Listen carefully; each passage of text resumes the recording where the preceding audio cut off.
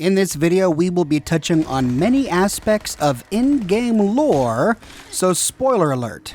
Don't watch this video if you don't want major end-of-game plot spoilers. You have been warned. In a recent video, I said that the Commonwealth, if left to its own devices, would naturally try to rebuild civilization. Many people in the comments disputed that. I had a lot of questions about that. Some people wanted evidence for that. So today let's talk a little bit about the Commonwealth Provisional Government, or the CPG. There are really only three sources of information about the CPG in Fallout 4. The first is from Nick Valentine. Thank goodness I found Diamond City. It's got its flaws, sure, but it beats the hell out of anywhere else in the Commonwealth. Of course, when I took up there back when, people were just as scared of the Institute as they are now. Maybe more. The massacre of the CPG was still pretty fresh in people's minds at that point. And folks were still losing sleep over the broken mask. Massacre of the CPG? What's that? The Commonwealth Provisional Government. Years back, a group of settlements tried to get together and form a coalition.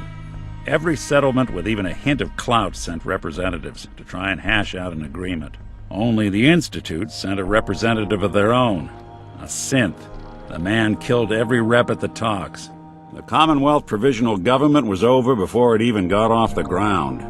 So according to Nick, the Institute assassinated each representative Commonwealth settlement sent to the meeting of the Commonwealth Provisional Government. Okay, so the Institute's got some pretty bad designs for the Commonwealth, clearly, right? Well, the second piece of evidence we get is from Father himself upon first meeting him. They need your help, Sean. It's rough up there, to say the least. Oh, we've tried that. Surprised? The Institute once tried to help create a stabilized Commonwealth government. It ended in bickering, infighting. It was a disaster. No. We look after our own now.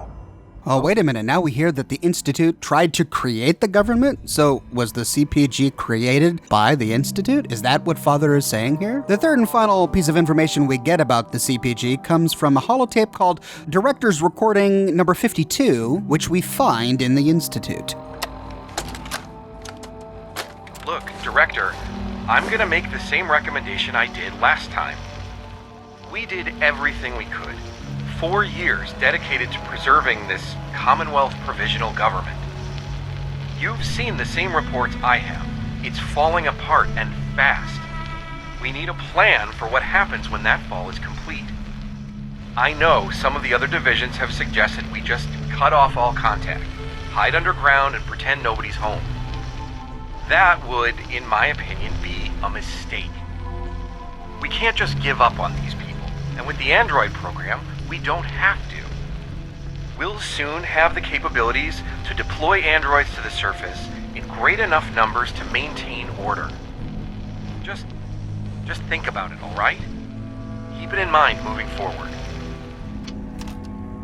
So here we have actual hard evidence that the Institute was involved in the CPG. It's doubtful that the Institute would have hired an actor to record this and strategically place it in the Institute just for your benefit.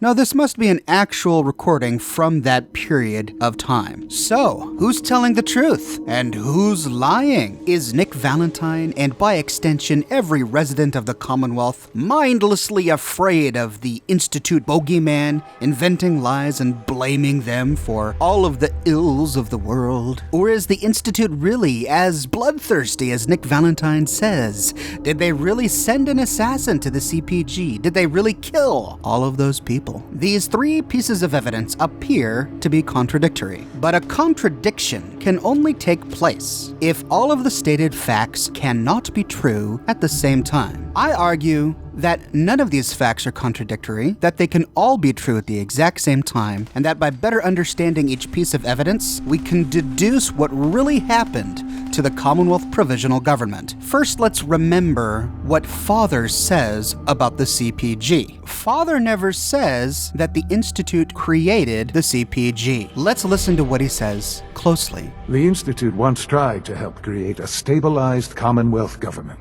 The Institute once tried to help create a stabilized CPG. Their goal was to stabilize a Commonwealth government that they felt, in their eyes, was unstable. The CPG could very well have existed on its own before the Institute ever sent a representative. The Institute's goal was simply to create a stabilized CPG. What does a stabilized CPG look like?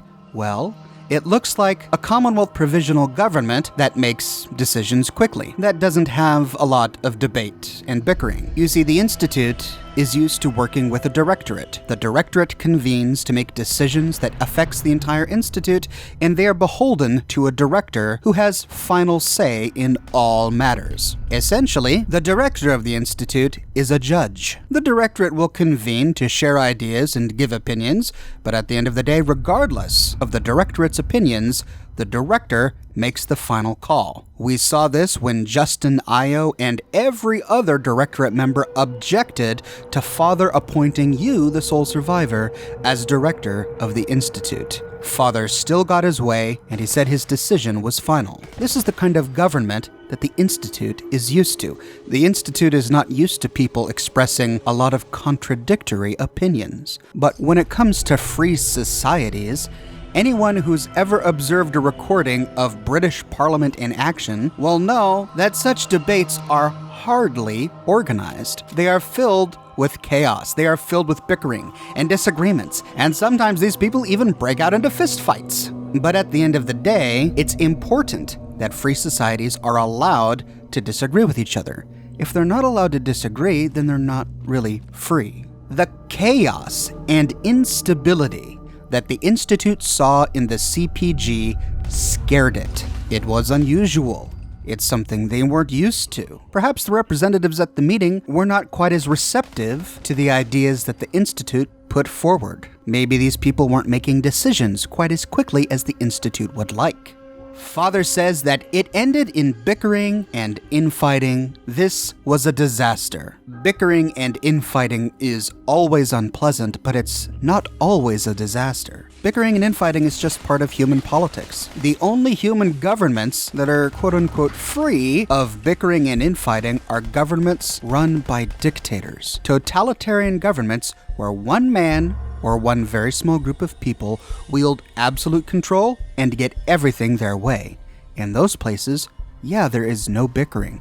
There's no infighting because everyone fears for their lives, where one disagreement could put you in prison, where one wayward look could land you in a grave. That kind of fear and tyranny in governance produces nice, quiet, calm meetings because everyone's afraid to speak. So we have evidence from Father himself that the Institute's goal was to stabilize the CPG and that they were displeased with the resulting bickering and infighting. Now the holotape adds a little bit more color to this painting. The man in the recording is speaking to us after 4 years of working with the CPG. The man says that the CPG is, quote, falling apart. The purpose of his message is to work with the director to create a plan for how the Institute will respond when that fall is, quote, complete. We need a plan for what happens when that fall is complete. Now, we don't know what this man means when he says that the CPG is falling apart. That could mean anything. It could mean that the representatives themselves are simply giving up on the CPG, that they no longer want to work with each other, and that they're leaving, going their separate ways. But we're listening to the words of an Institute representative speaking to the director of the Institute, obviously talking from their own needs. The CPG falling apart could very well simply mean that the CPG is not doing what the Institute says. It could simply mean that the Institute is not getting the political outcome that it wants from the CPG. Yes, there is bickering and infighting, but does that mean that the CPG is not getting anything done? Does that mean that not all representatives have a voice? That real progress is not being made? It doesn't mean any of those things. It simply means that the Institute is not getting what it wants, and so in the Institute's eyes, the CPG is falling apart. That's why this representative is reaching out to the director. They need to make a plan, and in this holotape, he proposes 2 plans. The first plan, as suggested by other division heads, is to simply become a hermit. Cut off all contact, hide underground, and pretend that no one is home. Well, we learned that that's the one they eventually went with. But to this man's credit, he preferred option 2. He thinks hiding underground would be a mistake. The one and only sentence that comes out of the Institute about the CPG that in any way looks like they actually care about people is when the voice on this tape says, "We can't just give up on these people." This tells us that the Institute might have entangled themselves with the CPG for the best of reasons. That at the beginning, they really did want to help the people of the Commonwealth. Father goes out of his way to beat you over the head saying that the Institute really has the best interests of the Commonwealth in mind, that the Institute is really mankind's greatest hope. I simply ask that you give the Institute, me, a chance. A chance to show you what I've been telling you. We really do have humanity's best interests at heart. This is clearly something of their internal propaganda that they have made sure everyone says over and over and over again until they believe it. The problem is how they interpret it. They say that they are humanity's best hope. They say that the Commonwealth has no reason to fear them. And they say, we can't just give up on these people. But their solution warrants their reputation. In this holotape, the man speaking says that he thinks the best way to not give up on the people of the Commonwealth is to deploy androids to the surface in great enough numbers to maintain order. That is terrifying, because who decides what is orderly and what is not? Who decides the lengths the androids will go to maintain that order? Who's the one who decides whether or not stealing bread is worthy of incarceration or execution? Who's the one who says whether or not a man's life is worthy of sacrifice in order to further the needs of science? The Institute. This is the great problem with the Institute. They talk day and night about being mankind's best hope and about how the Commonwealth shouldn't fear them, but then they embody this hope. They redefine mankind with themselves, with their science. That is to say, the Institute believes in itself so much that it sees sacrificing Commonwealth citizens and sacrificing personal freedom as acceptable losses for human progress. They think that what they are doing is progressing humanity, redefining humanity, making humanity better, and therefore they can get away with saying that they are humanity's best hope, because in their minds they really believe that all they are doing, even the atrocities that they perform, still have a genuine good goal in mind, and that's improving humanity. You can confront Father about this. You can let him know that his institute has done some very horrible things, and he responds like a child. I won't be a part of this. I can't. Why? Because of the reputation of the Institute. Your institute has done some horrible things. Yes, well, the world is not what it used to be. In this exchange, Father admits that the Institute has done atrocities, but he moralizes it by saying that atrocities are acceptable in this post-apocalyptic world because morality doesn't exist here, which is ridiculous. You, the sole survivor, are 200 years old. You come from a pre-apocalypse world where morality did exist, and you have the ability to recognize the Institute's actions as morally reprehensible, just like all of the people whose family members are being kidnapped and murdered, who actually live through dread and terror at the hands of the Institute every day, can say from first-hand experience that the actions of the Institute are morally reprehensible. That is to say, human morality clearly has not changed just because nukes dropped on planet Earth. Wastelanders still protect their belongings from theft because 200 years after the bombs dropped, they still believe it's immoral to have their belongings stolen. Many fathers and mothers still protect their children from starvation because 200 years after the bombs dropped, they don't believe it's moral to neglect their children. What I can admit is that there are many people 200 years after the bombs dropped who have abandoned morality and embraced selfishness. These are people like Kate's parents, who used her for their own financial gain. These are people like raiders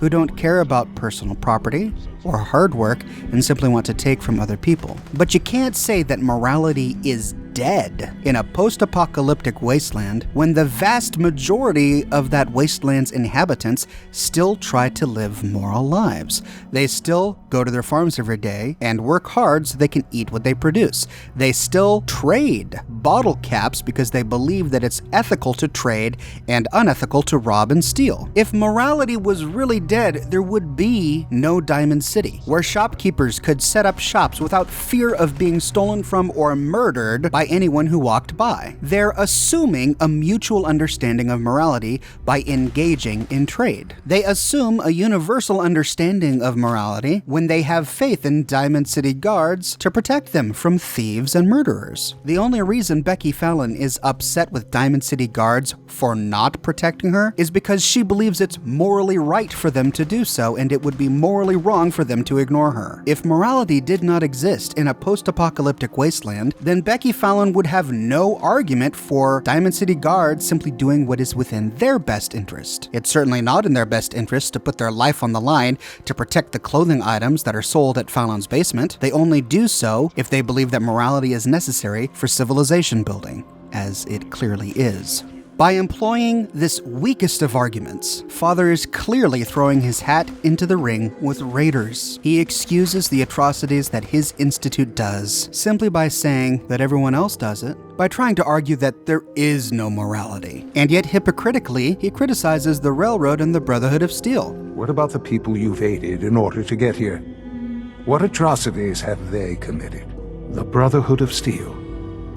They believe they're the only ones fit to control technology and destroy anyone who opposes them. And you would side with them, this railroad, willing to sacrifice humans for the sake of synths. Think about that for a moment. Would you kill your fellow man to save a Nuka-Cola machine? They have completely disconnected from reality. None have any true claim to nobility in this world. Those days are gone. If there is no morality, how can he criticize the goals and methods of the Brotherhood? If there is no morality, how can he be upset with the railroad for stealing the Institute's property? If there is no morality, how can he call the railroad hypocritical for putting a machine's life above a human's if he doesn't think that it's more moral to put a human's life above a machine's? You see how this is just a big circle of faulty reasoning? Getting back to the evidence, we have one charge here to prove or disprove, and that is the charge from Nick Valentine that an Institute assassin killed all of the representatives who showed up to the CPG. Well, the evidence is circumstantial, but it is there. The Institute had motive. Father himself tells us that the CPG was a waste of time, that it was a huge failure. The recording tells us that the Institute felt like the CPG was falling apart. The Institute's motives for destroying the CPG are clear. If the CPG did not exist, the Commonwealth would not be able to tell the Institute no. The Institute clearly had a motive for destroying the CPG. What about the means? Well, yes, obviously the Institute had the means. But how does all of this reconcile with Nick Valentine's account of the massacre of the CPG? Well, Nick says that a synth showed up to one of the meetings and assassinated every representative. He doesn't specify what kind of synth showed up, Gen 1, Gen 2, or Gen 3. However, he does refer to that synth as a man. Only the Institute sent a representative of their own, a synth. The man killed every rep at the talks. This gives us the impression that the synth who showed up was a Gen 3 synth. Did Gen 3 synths exist back then, when the CPG was founded? Well, the holotape that we find in the Institute refers to the Gen 3 synth program as the Android program. The Institute had been researching androids parallel to their research into FEV. Remember in my video on FEV, the Institute originally experimented with refining strains of FEV to create a superhuman creature. At the same time, they were working with androids and cybernetics to create a superhuman creature. Since the FEV program was failing, and the android program was failing since they couldn't find viable DNA, the Institute went to Vault 111 to get the right kind of DNA, and it was only then that the android program became successful. During this time, they placed an implant into Kellogg's brain, which artificially extended his lifespan, and continued to use him as a blunt instrument until his death 60 years later. It wasn't until Father became director of the Institute that he sent out a formal notice telling everybody to refer to the Android program as the Gen 3 Synth program. Now, we don't know when Father became director of the Institute, but when we first meet him, he tells us that he had to earn it as a scientist.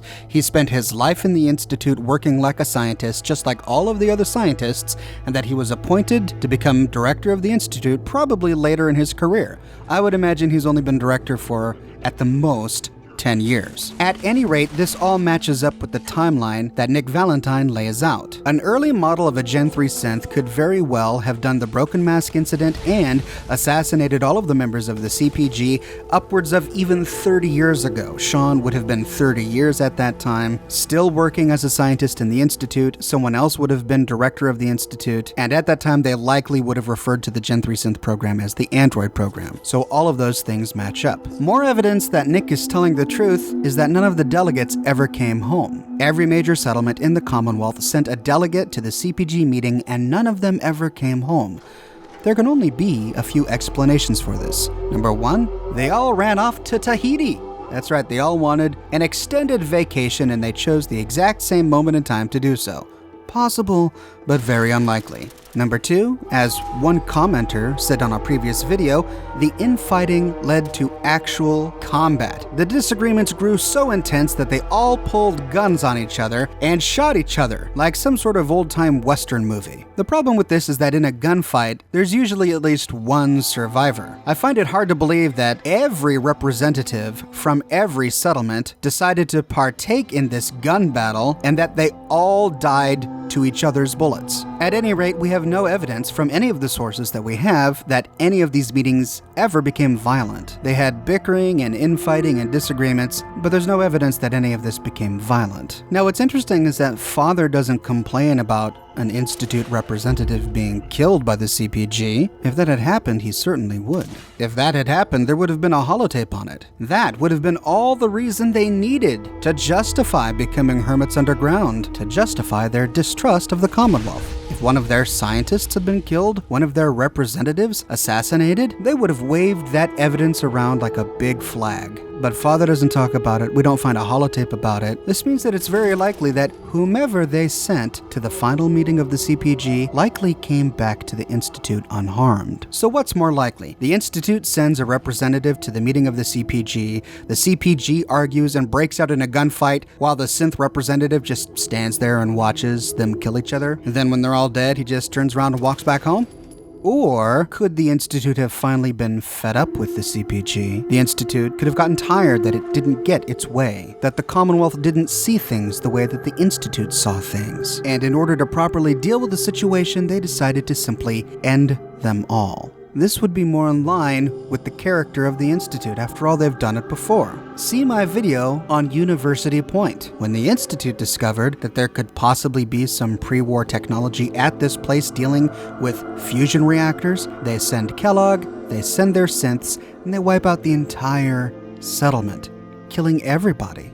No, I think the circumstantial evidence is clear. The Institute had the motive to destroy the CPG, it had the means to destroy the CPG, and it has a history of dealing with problems in the same way that the CPG was dealt with.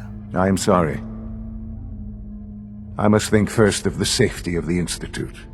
And in the cruel world that has developed, those who are not with us are against us. You're either with us or you're not.